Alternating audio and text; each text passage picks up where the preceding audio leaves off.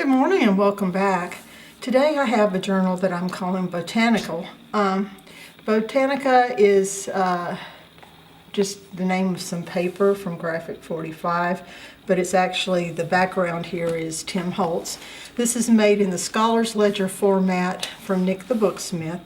And one of the things I want to do with this book is introduce you to something I'm calling the Magni-clip.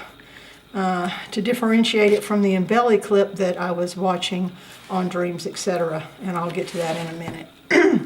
The inside is, there's some Tim Holtz paper on the liner, and then on a couple of the signature wraps there's Tim Holtz paper, little eyelet here with a little twine, and the little charms that are in the book are from Butterbee scraps. And as usual, if you look below the video under more, I will have links to everything that I was using.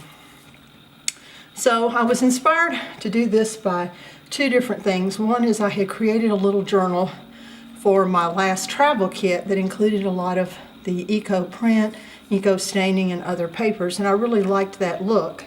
And then I saw these owls and some mushrooms on A Whimsical Adventure, and I belong to their design team. So I was wanting to put those in the book, but I love to journal, and I like little pockets for some things, but I don't like to overwhelm myself with that. I want more writing space. So that's where the Magni-clip is going to come in.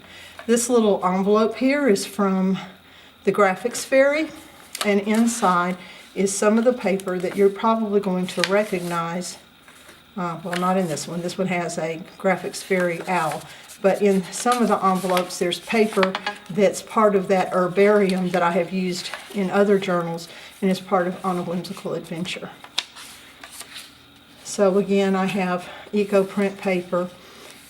This is from the herbarium. Now it's blown up. You saw it very small when I used it to make little flower presses.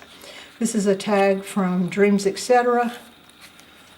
Some of that eco staining where you use the distress inks, and I'll put again another link to that. It's Jibid Neary's technique.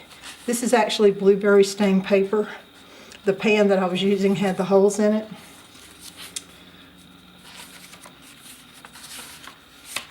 These little items here are from On A Whimsical Adventure. They're little coin envelopes, and I just put them here for collecting. I like to collect seeds and leaves and things like that. But as you can see, it's fairly plain because that's the way I roll on mine. These images are from the Graphics Fairy. This is a recent little envelope that they had that came with its own matching little cards. And I've got a couple different ones of those in here, and I just thought those were kind of cute. This is Dreamzetc, and in it, there's some of that herbarium paper that I think is just so lovely. The inside is blank to write on.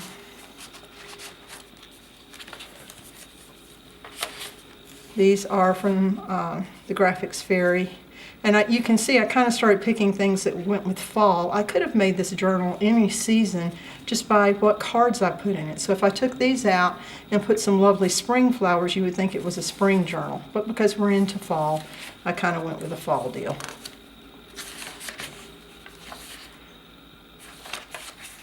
Another one of those little eyelets, and another one of the charms from Butterbee scraps.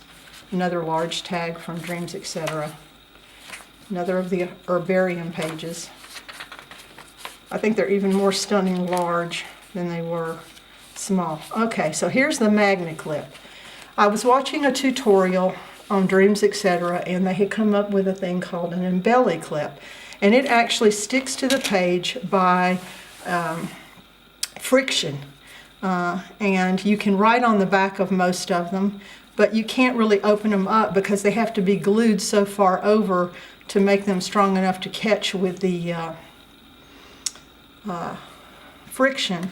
And that also causes them, you can imagine if this was glued to here, it's going to stick out this far. Well, that wasn't going to work for this journal. So the ones of those that I was making, I discarded, and I came up with this little item to do for myself. And inside that can either be a photo mat or writing space. And the way it sticks to the page is underneath here is a combination, because I'm frugal. These are the little magnetic discs. Those are the larger ones that are stronger, but this little one only required the little bitty ones. And then for the other side, instead of using 2 magnets, they have it here positive, negative for you to use 2. Well, that's kind of a waste because these are expensive and these little puppies are dirt cheap. So I use that on the other side, and as you can see, it all sticks together. But this way I was able to make a clip that not only stayed on the page and was easily removed, but could be put onto the page all the way to the fold. And I like this idea because I love adding some real interest to a very blank page. But on the other hand, I like things to be removable so that I can actually write on here comfortably without going over lumps and bumps.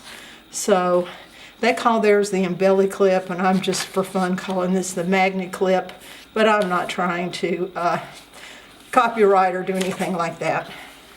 So you can do these little Magni-clips various sizes. You know, this one's larger.